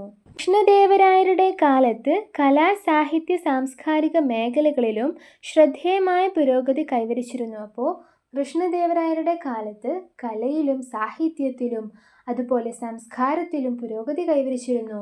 അസാമാന്യമായ പാണ്ഡിത്യമുണ്ടായിരുന്ന അദ്ദേഹം അമുക്തമാല്യത, ജാമ്പവതി കല്യാണം എന്നീ കൃതികൾ രചിച്ചിട്ടുണ്ട്. അപ്പോൾ അദ്ദേഹം രചിച്ചിട്ടുള്ള കൃതികളാണ് അമുക്തമാല്യത, ജാമ്പവതി കല്യാണം എന്നിവയെല്ലാം. തെലുങ്ക്, കന്നഡ, തമിഴ് സാഹിത്യങ്ങൾ അദ്ദേഹം പ്രോത്സാഹിപ്പിച്ചിരുന്നു. അതായത് തെലുങ്ക്, കന്നഡ, തമിഴ് ഭാഷകളെല്ലാം അദ്ദേഹം പ്രോത്സാഹിപ്പിച്ചിരുന്നു. അഷ്ടദിഗ്ഗജങ്ങൾ എന്നറിയപ്പെട്ടിരുന്ന പണ്ഡിതർ കൃഷ്ണദേവരായരുടെ സദസ്സിനെ അലങ്കരിച്ചിരുന്നു. അപ്പോൾ അഷ്ടദിഗ്ഗജങ്ങൾ എന്ന് അറിയപ്പെട്ടിരുന്ന പണ്ഡിതർ കൃഷ്ണദേവരായരുടെ സദസ്സിനെ അലങ്കരിച്ചിരുന്നു. ഇനി നമ്മൾ ഭരണ സംവിധാനം എന്നുള്ള ഒരു ഭാഗത്തിലേക്ക് കടക്കുകയാണ്. വിജയനഗര ഭരണത്തിലും രാജവാഴ്ചയാണ് നിലനിന്നിരുന്നത്. അപ്പോൾ രാജവാഴ്ച എന്ന് പറഞ്ഞാൽ എന്താണ്? രാജാവാണ് അവിടെ ഭരണം നടത്തിയിരുന്നത്. എല്ലാ അധികാരവും രാജാവിനായിരുന്നു ഉണ്ടായിരുന്നത്. അതാണ് രാജവാഴ്ച എന്ന് പറയുന്നത്. ഭരണ സൗകര്യത്തിനായി രാജ്യത്തെ മണ്ഡലങ്ങൾ, അതായത് പ്രവിശ്യകൾ, നാടുകൾ, അതായത് ജില്ലകൾ, സ്ഥലം, അതായത് ഉപജില്ലകൾ, ഗ്രാമങ്ങൾ എന്നിങ്ങനെ വിഭജിച്ചിരുന്നു. അപ്പോൾ ഭരണ സൗകര്യത്തിനായിട്ട് രാജ്യത്തെ മണ്ഡലങ്ങൾ, നാടുകൾ, സ്ഥലം, ഗ്രാമങ്ങൾ എന്നിങ്ങനെ വിഭജിച്ചിരുന്നു. രാജാവിനെ സഹായിക്കാൻ മന്ത്രിസഭ ഉണ്ടായിരുന്നു. അപ്പോൾ രാജാവിനെ സഹായിക്കാൻ ആരാണ് ഉണ്ടായിരുന്നത്? മന്ത്രിസഭയാണ് ഉണ്ടായിരുന്നത്. മന്ത്രിമാരെ തരം താഴ്ത്തുന്നതിനും ശിക്ഷിക്കാനുമുള്ള അധികാരം രാജാവിനുണ്ടായിരുന്നു. മന്ത്രിമാരെ തരം താഴ്ത്തുന്നതിനും അതുപോലെ ശിക്ഷിക്കാനുമുള്ള അധികാരം ആർക്കാണ് ഉണ്ടായിരുന്നത്? രാജാവിനാണ് ഉണ്ടായിരുന്നത്. നീതി നിർവഹണത്തിനായി വിവിധ തലങ്ങളിൽ കോടതികൾ സ്ഥാപിച്ചിരുന്നു. അപ്പോൾ വിജയനഗര സാമ്രാജ്യത്തിൽ നീതി നിർവഹണത്തിനായിട്ട് കോടതികൾ സ്ഥാപിച്ചിരുന്നു. എന്നാൽ നമ്മുടെ മുഗൾ ഭരണത്തിൽ അങ്ങനെയായിരുന്നു ഉണ്ടായിരുന്നത് അല്ല അല്ലേ? മതപണ്ഡിതന്മാരായിരുന്നു തീർപ്പ് കൽപ്പിച്ചിരുന്നത്. ഇവിടെ കോടതികൾ സ്ഥാപിച്ചിരുന്നു. അപ്പീൽ അധികാരി രാജാവ് തന്നെയായിരുന്നു. അപ്പോൾ അപ്പീൽ അധികാരി ആരാണ്? രാജാവ് തന്നെയായിരുന്നു. അതായത് അവിടെ നീതി ഉന്നയിക്കുന്നത് രാജാവ് തന്നെയായിരുന്നു. അതാണ് അപ്പീൽ അധികാരി രാജാവ് തന്നെയായിരുന്നു എന്നതുകൊണ്ട് ഉദ്ദേശിച്ചത്. ചെറിയ കുറ്റങ്ങളും തൊഴിൽപരമായ പ്രശ്നങ്ങളും ഗ്രാമങ്ങളിലെ കോടതികൾ തന്നെ കൈകാര്യം ചെയ്തിരുന്നു. ചെറിയ കുറ്റങ്ങളും അതുപോലെ തൊഴിൽപരമായിട്ടുള്ള പ്രശ്നങ്ങളും ഗ്രാമങ്ങളിലുള്ള കോടതികൾ തന്നെ കൈകാര്യം ചെയ്തിരുന്നു. പിന്നെ വലിയ വലിയ പ്രശ്നങ്ങളൊക്കെ ആയിരുന്നു രാജാവ് കൈകാര്യം ചെയ്തിരുന്നത്. വിജയനഗരത്തിലെ ഭരണ സംവിധാനത്തിൽ പ്രധാന പങ്ക് വഹിച്ചവരായിരുന്നു നായകന്മാരും അമരനായകന്മാരും. അപ്പോൾ വിജയനഗരത്തിലെ ഭരണ സംവിധാനത്തിൽ പ്രധാന പങ്ക് വഹിച്ചവരാരായിരുന്നു? നായകന്മാരും അതുപോലെ അമരനായകന്മാരുമായിരുന്നു. സൈനിക മേധാവികൾ, അതായത് അമരനായകന്മാർ എന്ന പേരിലാണ് അറിയപ്പെട്ടിരുന്നത്. അപ്പോൾ സൈനിക മേധാവികൾ ഏത് പേരിലാണ് അറിയപ്പെട്ടിരുന്നത്? അമരനായകന്മാർ എന്നുള്ള പേരിലാണ് അറിയപ്പെട്ടിരുന്നത്. സൈനിക മേധാവികൾ അമരനായകന്മാർ എന്ന പേരിലാണ് അറിയപ്പെട്ടത്. രാജാക്കന്മാർ ഇവർക്കായി ഭൂപ്രദേശങ്ങൾ അനുവദിച്ചു നൽകിയിരുന്നു. അപ്പോൾ രാജാക്കന്മാർ അമരനായകന്മാർക്ക് ഭൂപ്രദേശങ്ങൾ അനുവദിച്ചു നൽകിയിരുന്നു. ഈ പ്രദേശങ്ങൾ അമര എന്ന പേരിൽ അറിയപ്പെട്ടു. അപ്പോൾ അമരനായകന്മാർക്ക് രാജാവ് നൽകിയിട്ടുള്ള പ്രദേശങ്ങളെ അമര എന്ന പേരിൽ അറിയപ്പെട്ടു. അമരത്തിൻ്റെ ഭരണം നിർവഹിച്ചിരുന്നത് അമരനായകന്മാരായിരുന്നു. അപ്പോൾ അമര എന്നുള്ള ഒരു സ്ഥലത്തിൻ്റെ ഭരണം നിർവഹിച്ചിരുന്നത് അമരനായകന്മാരായിരുന്നു. ഈ പ്രദേശങ്ങളുടെ നികുതി പിരിക്കുന്നതിനുള്ള അവകാശം അമരനായകന്മാർക്കായിരുന്നു. അപ്പോൾ അമര എന്നുള്ള പ്രദേശത്തിലെ നികുതി പിരിക്കുന്നതിനുള്ള അവകാശം അമരനായകന്മാർക്കായിരുന്നു. അമരനായകർ രാജാവിന് ഒരു നിശ്ചിത തുക നൽകിയിരുന്നു. അപ്പോൾ അതായത് ഇവർ പിരിച്ച നികുതിയിൽ നിന്നും ഒരു നിശ്ചിത തുക രാജാവിന് അവകാശപ്പെട്ടതായിരുന്നു. ഇവർ ഒരു നിശ്ചിത എണ്ണം കാലാളുകൾ, കുതിരകൾ, ആനകൾ എന്നിവയെ നിലനിർത്തിയിരുന്നു. അപ്പോൾ ഇവർക്ക് കാലാളുകൾ, കുതിരകൾ, ആനകൾ എന്നിവയെ നിലനിർത്തേണ്ട ആവശ്യമുണ്ടായിരുന്നു. അതുപോലെ ഈ ഒരു വ്യവസ്ഥയെ അമരനായക സംവിധാനം എന്നാണ് വിളിച്ചിരുന്നത്. അപ്പോൾ ഇതിന് പകരമായിട്ട് മുഗൾ ഭരണകാലഘട്ടത്തിൽ എന്താണ് ഉണ്ടായിരുന്നത്? ഇതുപോലൊരു സംവിധാനം മുഗൾ ഭരണകാലഘട്ടത്തിലും ഉണ്ടായിരുന്നു. പക്ഷെ അതിൻ്റെ പേരെന്തായിരുന്നു? മൻസബ്ദാരി സമ്പ്രദായമാണ്. അപ്പോൾ മൻസബ്ദാരി സമ്പ്രദായം പോലെ വിജയനഗര സാമ്രാജ്യത്തിലുണ്ടായിരുന്ന ഒരു സംവിധാനമാണ് അമരനായക സംവിധാനം. ഈ അമരനായക സംവിധാനത്തിൽ അമരനായകന്മാർ നിശ്ചിത എണ്ണം കാലാളുകൾ, കുതിരകൾ, ആനകൾ എന്നിവയെ നിലനിർത്തിയിരുന്നു. ഇനി നമ്മൾ അടുത്ത ഭാഗത്തിലേക്ക് കടക്കുകയാണ്. സാമൂഹ്യ സാമ്പത്തിക സ്ഥിതി. വിവിധ ജാതി മത വിഭാഗങ്ങൾ ഉൾപ്പെട്ടതായിരുന്നു വിജയനഗര സമൂഹം. അപ്പോൾ വിജയനഗര സമൂഹത്തിൽ വ്യത്യസ്ത ജാതി മത വിഭാഗങ്ങൾ ഉണ്ടായിരുന്നു. ബ്രാഹ്മണർക്കായിരുന്നു സമൂഹത്തിൽ മേധാവിത്വം ഉണ്ടായിരുന്നത്. അപ്പോൾ ബ്രാഹ്മണർക്കായിരുന്നു സമൂഹത്തിൽ ഏറ്റവും ഉയർന്ന സ്ഥാനം ഉണ്ടായിരുന്നത്. അതാണ് മേധാവിത്വം എന്നതുകൊണ്ട് ഉദ്ദേശിച്ചത്. ക്ഷേത്രങ്ങൾക്ക് അനുവദിച്ചിരുന്ന ഭൂമിയിൽ നിന്നുള്ള വരുമാനം ഇവർക്ക് അവകാശപ്പെട്ടതായിരുന്നു. അതായത് ക്ഷേത്രങ്ങളിൽ നിന്നുള്ള വരുമാനം ഉണ്ടാകും. അപ്പോൾ ആ ഒരു വരുമാനമൊക്കെ ഈ ബ്രാഹ്മണർക്ക് അവകാശപ്പെട്ടതായിരുന്നു. ക്ഷേത്രങ്ങളിലെ പൂജാതി കർമ്മങ്ങൾ, മതപരമായ ചടങ്ങുകൾ തുടങ്ങിയവയ്ക്ക് നേതൃത്വം നൽകിയിരുന്നത് ബ്രാഹ്മണരായിരുന്നു. ബ്രാഹ്മണർക്ക് സമൂഹത്തിൽ കൂടുതൽ സ്ഥാനമുള്ളത് കൊണ്ട് തന്നെ ക്ഷേത്രങ്ങളിലുള്ള പൂജാതി കർമ്മങ്ങൾ, മതപരമായ ചടങ്ങുകൾ എന്നിവയെല്ലാം നേതൃത്വം നൽകിയിരുന്നത് ബ്രാഹ്മണരായിരുന്നു. സമൂഹത്തിലെ മറ്റു വിഭാഗങ്ങൾ കൃഷി, കച്ചവടം, കൈത്തൊഴിലുകൾ തുടങ്ങിയ മേഖലകളിലാണ് മുഖ്യമായും ഏർപ്പെട്ടിരുന്നത്. അപ്പോൾ സമൂഹത്തിലെ ബ്രാഹ്മണരല്ലാത്ത മറ്റു വിഭാഗക്കാർ കൃഷി, കച്ചവടം, കൈത്തൊഴിലുകൾ തുടങ്ങിയ മേഖലകളിലാണ് മുഖ്യമായും ഏർപ്പെട്ടിരുന്നത്. രാജകൊട്ടാരത്തിൽ രാജകീയ കണക്കുകൾ തയ്യാറാക്കാനും പൂന്തോട്ടം അലങ്കരിക്കാനും രാജാക്കന്മാർ സ്ത്രീകളുടെ സേവനം ഉപയോഗപ്പെടുത്തിയിരുന്നു. അപ്പോൾ എന്തിനാണ് രാജാക്കന്മാർ സ്ത്രീകളുടെ സേവനം ഉപയോഗപ്പെടുത്തിയത്? രാജകൊട്ടാരത്തിൽ രാജകീയ കണക്കുകൾ തയ്യാറാക്കാനും പൂന്തോട്ടം അലങ്കരിക്കാനും വേണ്ടിയിട്ടായിരുന്നു. സമ്പന്നരുടെ ഇടയിൽ ബഹുഭാര്യത്വം നിലനിന്നിരുന്നു. അതായത് സമ്പന്നരായ ആൾക്കാർ ബഹുഭാര്യത്വം സ്വീകരിച്ചിരുന്നു. അതായത് അവർ ഒന്നിലേറെ ഭാര്യകളെ കല്യാണം കഴിച്ചിരുന്നു. സമ്പന്നരായവർ ഒന്നിലേറെ ഭാര്യകളെ കല്യാണം കഴിച്ചിരുന്നു. ശൈശവ വിവാഹം, സതി സമ്പ്രദായം എന്നിവയും സമൂഹത്തിൽ കാണപ്പെട്ടിരുന്നു. അപ്പോൾ അന്ന് സമൂഹത്തിൽ കാണപ്പെട്ടിരുന്ന രണ്ട് സമ്പ്രദായമാണ് ശൈശവ വിവാഹം, അതുപോലെ സതി സമ്പ്രദായം. ശൈശവ വിവാഹം എന്ന് പറഞ്ഞാൽ ചെറുപ്പത്തിൽ തന്നെ കല്യാണം കഴിക്കുക. സതി സമ്പ്രദായം എന്ന് പറഞ്ഞാൽ ഒരു ഭർത്താവ് മരിച്ചാൽ, ഒരു സ്ത്രീയുടെ ഭർത്താവ് മരിച്ചാൽ ഭർത്താവിനെ കത്തിക്കുമ്പോൾ സ്ത്രീയും സ്വന്തം കത്തി എറിയുക എന്നുള്ളൊരു സമ്പ്രദായമാണ് സതി സമ്പ്രദായം. ചുവടെ വിജയനഗരം സന്ദർശിച്ച പോർച്ചുഗീസ് സഞ്ചാരിയുടെ ഒരു വിവരണം നൽകിയിട്ടുണ്ട്. നമുക്കതൊന്ന് വായിച്ചു നോക്കാം. മുന്നോട്ട് പോകുമ്പോൾ നിങ്ങളുടെ മുമ്പിൽ വിശാലവും മനോഹരവുമായ ഒരു തെരുവുണ്ട്. ഈ തെരുവിൽ നിരവധി വ്യാപാരികൾ ജീവിക്കുന്നു. അവിടെ നിങ്ങൾക്ക് മാണിക്യക്കല്ലുകളും മരതകങ്ങളും പവിയങ്ങളും മുത്തുകളും തുണിത്തരങ്ങളും വിൽപ്പനയ്ക്ക് വെച്ചിരിക്കുന്നത് കാണാം. അവിടെ കുതിരകൾ, ഓറഞ്ച്, മുന്തിരി, തടി തുടങ്ങിയവയെല്ലാം വിൽക്കുന്നു. അപ്പോൾ ഇവിടെ പോർച്ചുഗീസ് സഞ്ചാരി എന്തിനെ കുറിച്ചിട്ടാണ് പറഞ്ഞിട്ടുള്ളത്? നമ്മുടെ ഇന്ത്യയിലുള്ള കച്ചവടത്തിനെ കുറിച്ചിട്ടാണ് ഈ ഒരു വിവരണത്തിൽ പറഞ്ഞിട്ടുള്ളത്. മുകളിൽ നൽകിയിട്ടുള്ള സഞ്ചാരക്കുറിപ്പ് വായിച്ചുവല്ലോ. വിജയനഗരത്തിൻ്റെ പ്രൗഢി ആ രാജ്യം സന്ദർശിച്ച ഒട്ടേറെ സഞ്ചാരികൾ രേഖപ്പെടുത്തിയിട്ടുണ്ട്. അപ്പോൾ ഈ ഒരു വിവരണത്തിൽ വിജയനഗരത്തിൻ്റെ പ്രൗഢി, അതായത് മനോഹരമായിട്ടുള്ള കാഴ്ചകളാണ് പറഞ്ഞിട്ടുള്ളത്. ജനങ്ങളുടെ പ്രധാന തൊഴിൽ കൃഷിയായിരുന്നു. ജനങ്ങളുടെ പ്രധാന തൊഴിൽ എന്തായിരുന്നു? കൃഷിയായിരുന്നു. സിൽക്ക്, പരുത്തി വസ്ത്രങ്ങളാണ് സാധാരണയായി ഉപയോഗിച്ചിരുന്നത്. അപ്പോൾ അന്ന് ഉപയോഗിച്ചിരുന്ന വസ്ത്രങ്ങളാണ് സിൽക്ക്, പരുത്തി എന്നിവയല്ല. വിജയനഗരത്തിൻ്റെ ചുറ്റുമുള്ള വരണ്ട് കിടക്കുന്ന പ്രദേശങ്ങളെ ജലസേചന യോഗ്യമാക്കിയപ്പോൾ വിജയനഗരത്തിന് ചുറ്റുമായിട്ട് വരണ്ട് കിടക്കുന്ന പ്രദേശങ്ങളുണ്ടായിരുന്നു. അവിടെയൊക്കെ വരണ്ട് കിടക്കുന്ന പ്രദേശം എന്ന് പറഞ്ഞാൽ എന്താണ്? ഉണങ്ങി വരണ്ട് കിടക്കുക, വെള്ളമൊന്നുമില്ലാതെ കിടക്കുന്ന പ്രദേശങ്ങൾ. അപ്പോൾ അവിടെ ജലസേചന യോഗ്യമാക്കി, അതായത് അവിടെയൊക്കെയെല്ലാം വെള്ളം എത്തിച്ചു എന്നാണ് പറയുന്നത്. 15-ാം നൂറ്റാണ്ടിൽ നിർമ്മിച്ച കമലാപുരം കുളവും ഹിരിയ കനാലും തുംഗഭദ്ര നദിക്ക് കുറുകെ കെട്ടിയ അണക്കെട്ടും കാർഷിക മേഖലയെ പുഷ്ടിപ്പെടുത്തി. അതായത് കാർഷിക മേഖലയെ വർദ്ധിപ്പിച്ചു. പുഷ്ടിപ്പെടുത്തി എന്ന് പറഞ്ഞാൽ വർദ്ധിപ്പിച്ചു. അപ്പോൾ 15-ാം നൂറ്റാണ്ടിൽ നിർമ്മിച്ച കമലാപുരം കുളവും അതുപോലെ ഹിരിയ കനാലും തുംഗഭദ്ര നദിക്ക് കുറുകെ കെട്ടിയ അണക്കെട്ടും കാർഷിക മേഖലയെ പുഷ്ടിപ്പെടുത്തി. ഭൂമി സർവേ ചെയ്ത് ഗുണനിലവാരം അനുസരിച്ച് നികുതി നിശ്ചയിച്ചിരുന്നു. അപ്പോൾ ഓരോ ആൾക്കാരുടെയും ഭൂമി സർവേ ചെയ്യും, അതായത് ഭൂമി പരിശോധിക്കും. അപ്പോൾ ആ ഭൂമി ഗുണനിലവാരമുള്ളതാണ് എന്നുണ്ടെങ്കിൽ കൂടുതലും നികുതി നിശ്ചയിച്ചിരുന്നു. ഇനി ആ ഒരു ഭൂമി അത്ര ഗുണനിലവാരമില്ലെങ്കിൽ നികുതി കുറച്ചിരുന്നു. അപ്പോൾ അതാണ് ഇവിടെ പറഞ്ഞിട്ടുള്ളത്. ഭൂമി സർവേ ചെയ്ത് ഗുണനിലവാരം അനുസരിച്ച് നികുതി നിശ്ചയിച്ചിരുന്നു.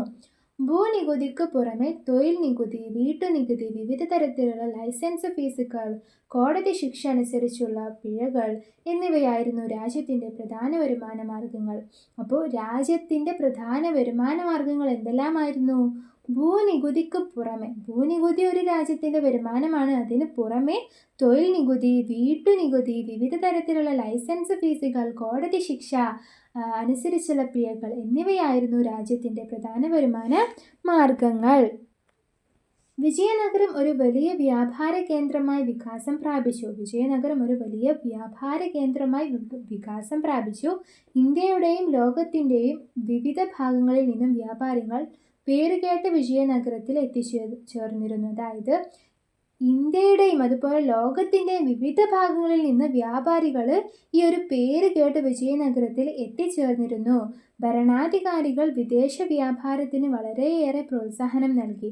അപ്പോൾ ആ ഒരു സമയത്ത് ഭരണാധികാരികൾ വിദേശ വ്യാപാരം എന്ന് പറഞ്ഞാൽ മറ്റ് രാജ്യങ്ങളുമായിട്ടുള്ള കച്ചവടത്തിനെയാണ് നമ്മൾ വിദേശ വ്യാപാരം എന്ന് പറയുന്നത്. അപ്പോൾ ഈ ഒരു വിദേശ വ്യാപാരത്തിന് വളരെയധികം പ്രോത്സാഹനം നൽകിയിരുന്നു. പോർച്ചുഗീസുകാർക്കും അറബികൾക്കുമായിരുന്നു വിദേശ വ്യാപാരത്തിൻ്റെ കുത്തക ഉണ്ടായിരുന്നത്. അപ്പോൾ ആ ഒരു സമയത്ത് ഏറ്റവും കൂടുതൽ വിദേശ വ്യാപാരികളായിട്ടുള്ളത് പോർച്ചുഗീസുകാരും അതുപോലെ അറബികളുമായിരുന്നു. ചൈന, ശ്രീലങ്ക എന്നീ രാജ്യങ്ങളുമായും വ്യാപാരം നടത്തിയിരുന്നു. അപ്പോൾ ചൈന, ശ്രീലങ്ക എന്നീ രാജ്യങ്ങളുമായിട്ടും കച്ചവടം നടത്തിയിരുന്നു. അറേബ്യ, മധ്യേഷ്യ എന്നിവിടങ്ങളിൽ നിന്നു കൊണ്ടുവന്നിരുന്ന കുതിരകളുടെ കച്ചവടം പ്രധാനമായും നടത്തിയിരുന്നത് അറബികളായിരുന്നു. എന്താണ് പറഞ്ഞിട്ടുള്ളത്? അറേബ്യ, മധ്യേഷ്യ എന്നിവിടങ്ങളിൽ നിന്നും കൊണ്ടുവന്നിരുന്ന കുതിരകളുടെ കച്ചവടം പ്രധാനമായും നടത്തിയിരുന്നത് അറബികളായിരുന്നു. അപ്പോൾ അറബികൾ അവരുടെ നാട്ടിൽ നിന്ന് കുതിരകളെ കൊണ്ടുവരും, എന്നിട്ട് ഇവിടെ നിന്ന് കച്ചവടം നടത്തും. അപ്പോൾ ഈ ഒരു കച്ചവടം പ്രധാനമായിട്ട് നടത്തിയിരുന്നത് അറബികളായിരുന്നു. കുതിരകൾ കച്ചവടത്തിലെ ഒരു പ്രധാന ഇനമായിരുന്നു. അപ്പോൾ കച്ചവടത്തിലെ ഒരു പ്രധാന ഇനമായിരുന്നു ആര്? കുതിര. കുതിര കച്ചവടത്തിൽ ഏർപ്പെട്ടിരുന്ന പ്രാദേശിക കച്ചവടക്കാർ കുതിരച്ചെട്ടികൾ എന്നറിയപ്പെട്ടു. കുതിര കച്ചവടത്തിൽ ഏർപ്പെട്ടിരുന്ന പ്രാദേശിക കച്ചവടക്കാരെ അറിയപ്പെട്ടിരുന്നത് എന്തായിരുന്നു? കുതിരച്ചെട്ടികൾ എന്നായിരുന്നു അറിയപ്പെട്ടിരുന്നത്. കാലക്രമേണ അറബികളെ പിന്തള്ളി പോർച്ചുഗീസുകാർ ഈ കച്ചവടത്തിൻ്റെ നിയന്ത്രണം ഏറ്റെടുത്തു. അപ്പോൾ ആദ്യം ഈ ഒരു കുതിരയുടെ കച്ചവടം നടത്തിയിരുന്നത് അറബികളായിരുന്നു. പിന്നെ കുറേ കാലം കഴിഞ്ഞപ്പോൾ പോർച്ചുഗീസുകാർ എന്ത് ചെയ്തു? ഈ അറബികളെ ഒന്ന് പിന്തള്ളി, എന്നിട്ട് ഈ ഒരു കച്ചവടത്തിൻ്റെ നിയന്ത്രണം അവർ ഏറ്റെടുത്തു. വ്യാപാരത്തിൽ നിന്നുള്ള വരുമാനം രാഷ്ട്രത്തിൻ്റെ സമ്പദ് വ്യവസ്ഥയെ ശക്തിപ്പെടുത്തി. അപ്പോൾ ഇത്തരത്തിൽ വ്യാപാരത്തിൽ നിന്ന് കിട്ടിയ വരുമാനം രാഷ്ട്രത്തിൻ്റെ സമ്പദ് വ്യവസ്ഥയെ ശക്തിപ്പെടുത്തി. നഗരത്തിൽ നിന്നും ലഭിച്ച ചൈനീസ് മൺപാത്രങ്ങൾ ചൈനയുമായുള്ള കച്ചവട ബന്ധത്തെ സൂചിപ്പിക്കുന്നു. അപ്പോൾ ചൈനയുമായി കച്ചവടം നടത്തിയിരുന്നു എന്നുള്ളതിന് തെളിവാണ് എന്ത്? നഗരത്തിൽ നിന്നും ലഭിച്ച ചൈനീസ് മൺപാത്രങ്ങൾ. അതായത് വിജയനഗരത്തിൽ നിന്നും ലഭിച്ച ചൈനീസ് മൺപാത്രങ്ങളിൽ നിന്നും നമുക്ക് മനസ്സിലാക്കാം ചൈനയുമായിട്ട് ആ ഒരു സമയത്ത് കച്ചവട ബന്ധം നടത്തിയിരുന്നു എന്ന്. ഇനി നമ്മൾ സാംസ്കാരികം എന്നുള്ളൊരു സബ് ഹെഡിങ്ങിലേക്ക് കിടക്കുകയാണ്. എന്താണ് സാംസ്കാരികം? അപ്പോൾ ഒന്നാമതായി നൽകിയിട്ടുള്ള ചിത്രം നോക്കൂ. ഹസാര രാമക്ഷേത്രമാണ് നൽകിയിട്ടുള്ളത്. ഹസാര രാമക്ഷേത്രമാണ് നൽകിയിട്ടുള്ളത്. ഹംപിയിലെ ഹസാര രാമക്ഷേത്രമാണ് നൽകിയിട്ടുള്ളത്. രണ്ടാമത്തെ ചിത്രത്തിൽ നൽകിയിട്ടുള്ളത് വിത്തല സ്വാമി ക്ഷേത്രമാണ്. ഹംപിയിലെ വിത്തല സ്വാമി ക്ഷേത്രമാണ് നൽകിയിട്ടുള്ളത്. വിജയനഗര കാലഘട്ടത്തിൽ സാംസ്കാരിക രംഗവും വലിയ പുരോഗതി കൈവരിച്ചിരുന്നു. അപ്പോൾ വിജയനഗര കാലഘട്ടത്തിൽ സാംസ്കാരിക രംഗത്തും വലിയ പുരോഗതി കൈവരിച്ചിരുന്നു. വേദങ്ങളുടെയും ശാസ്ത്രങ്ങളുടെയും പഠനത്തിനു വേണ്ടി നിരവധി പാഠശാലകൾ സ്ഥാപിച്ചിരുന്നു. പാഠശാലകൾ എന്ന് പറഞ്ഞാൽ പഠിക്കാൻ വേണ്ടിയിട്ടുള്ള ക്ലാസ് മുറികൾ, അതാണ് പാഠശാലകൾ എന്നതുകൊണ്ട് ഉദ്ദേശിച്ചത്. വേദങ്ങളുടെയും ശാസ്ത്രങ്ങളുടെയും പഠനത്തിന് വേണ്ടിയിട്ട്, വേദങ്ങൾ എന്ന് പറഞ്ഞാൽ ഗ്രന്ഥങ്ങൾ, അതുപോലെ ശാസ്ത്രങ്ങൾ, ശാസ്ത്രം എന്ന് പറഞ്ഞാൽ എന്താണ്? സയൻസ് അല്ലേ? അതിൻ്റെ എല്ലാം പഠനത്തിന് വേണ്ടിയിട്ട് നിരവധി പാഠശാലകൾ സ്ഥാപിച്ചിരുന്നു. കല, വാസ്തുവിദ്യ, ശില്പകല, സാഹിത്യം, സംഗീതം തുടങ്ങിയ മേഖലകളിൽ വിജയനഗര കാലത്ത് അത്ഭുതപൂർവമായ വളർച്ചയുണ്ടായി. അപ്പോൾ നഗര കാലഘട്ടത്തിൽ അത്ഭുതകരമായ വളർച്ചയുണ്ടായത് ഏതിലെല്ലാമാണ്? കല, വാസ്തുവിദ്യ, ശില്പകല, സാഹിത്യം, സംഗീതം തുടങ്ങിയ മേഖലകളിലാണ്. വാസ്തുവിദ്യ എന്ന് പറഞ്ഞാൽ കൈകൾ കൊണ്ടുണ്ടാക്കിയ കാര്യങ്ങളെയാണ് നമ്മൾ വാസ്തുവിദ്യ എന്ന് പറയുന്നത്. ശില്പകല എന്ന് പറഞ്ഞാൽ നമ്മൾ ശില്പം നിർമ്മിക്കുന്ന കലയാണ് നമ്മൾ ശില്പകല എന്നതുകൊണ്ട് ഉദ്ദേശിക്കുന്നത്. കൃഷ്ണദേവരായരെ പോലുള്ള രാജാക്കന്മാർ കലയുടെയും സാഹിത്യത്തിൻ്റെയും സംരക്ഷകരായിരുന്നു. ദ്രാവിഡ ശില്പരീതിയാണ് അന്ന് കൂടുതലായും പ്രാബല്യത്തിലുണ്ടായിരുന്നത്. അപ്പോൾ അന്ന് കൂടുതലായിട്ടും പ്രശസ്തമായിരുന്നത് ദ്രാവിഡ ശില്പരീതിയായിരുന്നു. എന്ത് ശില്പരീതിയായിരുന്നു? ദ്രാവിഡ ശില്പരീതിയായിരുന്നു. ഗോപുരങ്ങൾ എന്നറിയപ്പെടുന്ന ഭീമാകാരങ്ങളായ ക്ഷേത്ര കവാടങ്ങളാണ് വിജയനഗര ശില്പകലയുടെ മറ്റൊരു പ്രധാന സവിശേഷത. അപ്പോൾ വിജയനഗര ശില്പകലയുടെ മറ്റൊരു പ്രധാന സവിശേഷത എന്താണ്? അവിടെ ഗോപുരങ്ങൾ എന്നറിയപ്പെടുന്ന ഭീമാകാരങ്ങളായ ക്ഷേത്ര കവാടങ്ങളായിരുന്നു ഉണ്ടായിരുന്നത്. ക്ഷേത്രത്തിൻ്റെ കവാടങ്ങൾ വളരെ വലുതായിരുന്നു. അത്തരം കവാടങ്ങളെ ഗോപുരങ്ങൾ എന്നായിരുന്നു അറിയപ്പെട്ടിരുന്നത്. അപ്പോൾ ഇത്തരം ഭീമാകരമായ ക്ഷേത്ര കവാടങ്ങളാണ് വിജയനഗര ശില്പകലയുടെ മറ്റൊരു പ്രധാന സവിശേഷത.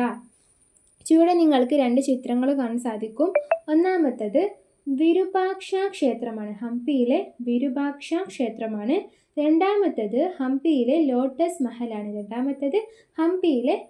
മഹലാണ്. സാഹിത്യരംഗവും ഇക്കാലത്ത് വളരെയധികം പുരോഗതി കൈവരിച്ചു. സാഹിത്യം എന്ന് പറഞ്ഞാൽ എഴുത്ത് മേഖലയാണ്. സാഹിത്യരംഗം എന്ന് പറഞ്ഞാൽ എഴുത്ത് മേഖലയാണ്. തെലുങ്ക് സാഹിത്യമാണ് ഏറ്റവും കൂടുതൽ വികാസം പ്രാപിച്ചത്. അപ്പോൾ തെലുങ്കിലാണ് ഏറ്റവും കൂടുതൽ എഴുത്ത് വികാസം പ്രാപിച്ചത്. കൂടാതെ നിരവധി സംസ്കൃത കൃതികൾ വിവിധ പ്രാദേശിക ഭാഷകളിലേക്ക് വിവർത്തനം ചെയ്യപ്പെട്ടതും ഈ കാലത്താണ്. അതുപോലെ നിരവധി സംസ്കൃത കൃതികൾ വ്യത്യസ്ത ഭാഷകളിലേക്ക് വിവർത്തനം ചെയ്യപ്പെട്ടതും ഈ ഒരു കാലഘട്ടത്തിലാണ്. അപ്പോൾ നമ്മുടെ ഈ ഒരു യൂണിറ്റ് ഇതോടുകൂടി അവസാനിക്കുകയാണ്. അപ്പോൾ നമ്മുടെ ക്ലാസ് ഇഷ്ടപ്പെട്ടാൽ എല്ലാവരും സബ്സ്ക്രൈബ് ചെയ്യുക, അതുപോലെ ലൈക്ക് ചെയ്യുക. ഇനി നമുക്ക് അടുത്ത ക്ലാസ്സിൽ വീണ്ടും കാണാം.